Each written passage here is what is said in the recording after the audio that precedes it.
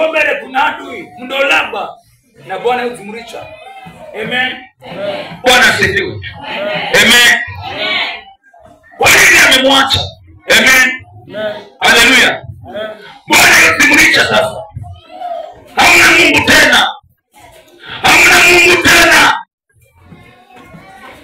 Ni drama mnafanya. Mnaongea vitu vingi, mnaongea na lugha. Ni drama mnafanya. Lakini Mungu ameondoka. Na Bwana ananiambia usiendelee. Bwana ananiambia utulie.